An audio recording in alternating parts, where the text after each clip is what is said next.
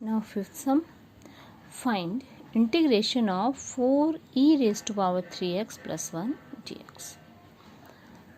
Term लिख ली अलग अलग, क्योंकि दो टर्म है अलग अलग कर लिया. 4e raised to power 3x dx 1 dx. अब यहाँ 4 तो कांस्टेंट है.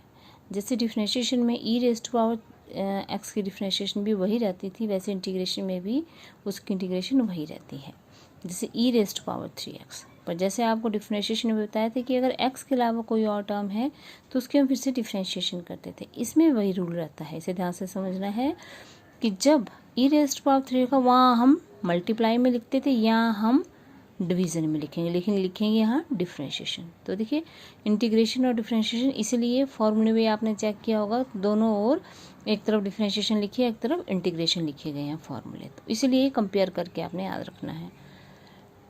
तो e raised to power 3x as it is, लेकिन x के अलावा जो और टर्म है तो इसकी डिफरेंशिएशन आएगी आपके पास डिनोमिनेटर में.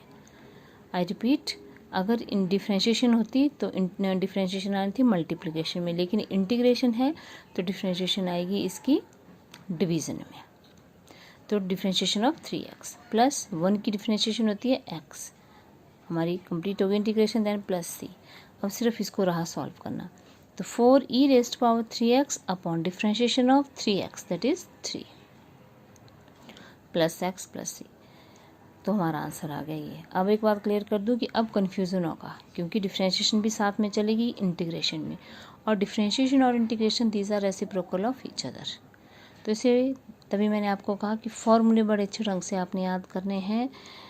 कहाँ डिफरेंशिएशन का चलना है कहाँ इंटीग्रेशन का चलना है वो थोड़ा सा ध्यान में रखना है.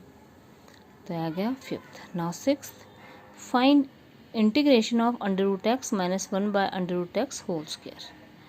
अब होल स्क्वायर आ रहा है तो पहला स्टेप क्या होगा कि ब्रैकेट खोलना है, यानी आपको a माइनस बी का होल स्क्वायर का फॉर्मूला अप्लाई करना है.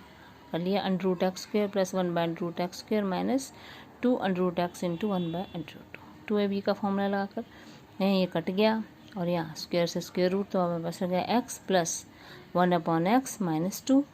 अलग अलग कर लेंगे. Integration of x dx plus 1 by x dx minus 2 dx.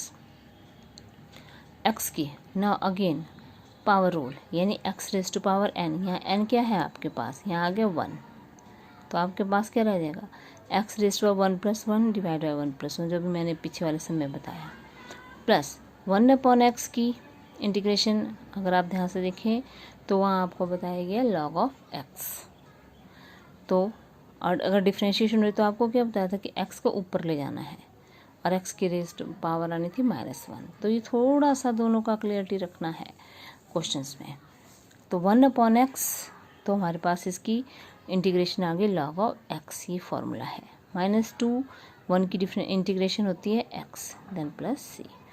तो फाइनली आपके पास जो आंसर आ गया इसका that is 1/2 x square plus log x minus 2x plus c.